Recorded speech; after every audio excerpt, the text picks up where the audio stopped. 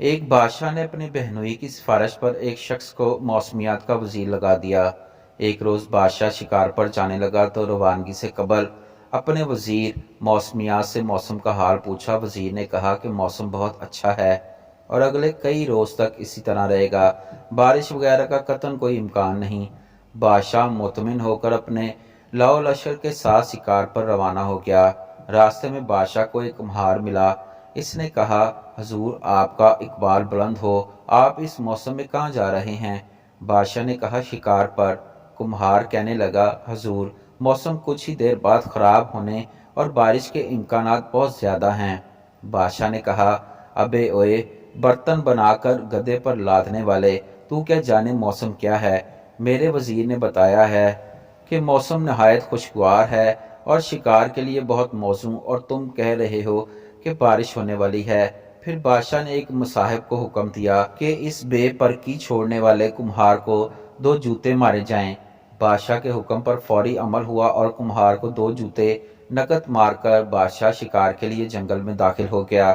ابھی تھوڑی ہی دیر گزری تھی کہ گھٹا ٹوپ بادل چھا گئے۔ ایک آدھ گھنٹے بعد گرج چمک شروع ہوئی اور پھر بارش بھی ایسی کہ خدا کی پناہ، ہر طرف کیچڑ اور دلدل بن گئی۔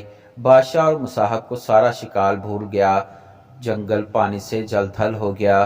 ایسے میں خاک شکار ہوتا۔ بادشاہ نے واپسی کا سفر شروع کیا اور برے حالوں میں واپس محل پہنچا۔ واپس آ کر اس نے 2 کام کیے۔ پہلا یہ کہ وزیر موسمیات کو برطرف کیا اور دوسرا یہ کہ کمہار کو دربار میں طلب کیا، اسے انعامات سے نوازا اور وزیر موسمیات بننے کی پیشکش کی۔ کمہار ہاتھ جوڑ کر کہنے لگا، حضور کہاں میں جاہل اور ان پڑھ شخص اور کہاں سلطنت کی وزارت، مجھے تو صرف برتن بنا کر بھٹی میں پکانے اور گدے پر لاد کر بازار میں فروخت کرنے کے علاوہ کوئی کام نہیں آتا۔ مجھے موسم کا رتی برابر پتہ نہیں۔ ہاں البتہ یہ ہے کہ جب میرا گدھا اپنے کان ڈھیلے کر کے نیچے لٹکائے تو اس کا مطلب ہے کہ بارش ضرور ہوگی۔ یہ میرا تجربہ ہے اور کبھی بھی میرے گدھے کی یہ پیشن گوئی غلط ثابت نہیں ہوئی۔ یہ سن کر بادشاہ نے تاریخی فیصلہ سناتے ہوئے کمہار کے گدھے کو اپنا وزیر موسمیات مقرر کر دیا۔ مورخ کا کہنا ہے کہ گدھوں کو وزیر بنانے کی ابتدا تب سے شروع ہوئی۔ دھوکے کا گھر۔ امام غزالی رحمۃ اللہ علیہ لکھتے ہیں کہ ایک بادشاہ تھا، اس کا ایک باغ تھا، اس کے کئی حصے تھے۔ بادشاہ نے ایک آدمی کو حکم دیا کہ میرے لیے اس ٹوکری میں بہترین اور عمدہ قسم کے پھل لے کے آؤ، مگر شرط یہ ہے کہ جس حصے میں جاؤ اور وہاں تمہیں کوئی پھل پسند نہ آئے تو دوبارہ ہی اس حصے میں نہ آنا۔ وہ آدمی باغ کے ایک حصے میں داخل ہوا تو وہاں اسے کوئی پھل پسند نہ آیا۔ اسی طرح وہ ایک ایک کر کے تمام حصوں میں گیا، لیکن کوئی ایک بھی پھل اس کے دل کو نہ بھایا۔ جب وہ آخری حصے میں پہنچا تو حیرت زدہ ہوا، کیونکہ وہاں کچھ بھی نہ تھا اور وہ شرط کے مطابق واپس ان حصوں میں جا بھی نہیں سکتا تھا جہاں پھل تھے۔ مجبوراً وہ خالی ٹوکری لے کر بادشاہ کے سامنے حاضر ہوا۔ بادشاہ نے پوچھا، میرے لیے کیا لائے ہو؟ اس نے جواب دیا، کچھ بھی نہیں لایا۔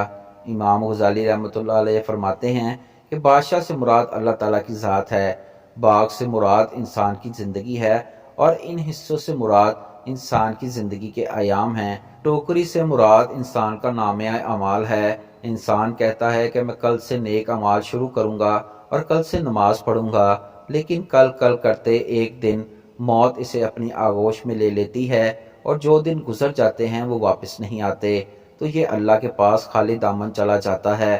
اس سے معلوم ہوا کہ دنیا دھوکے کا گھر ہے۔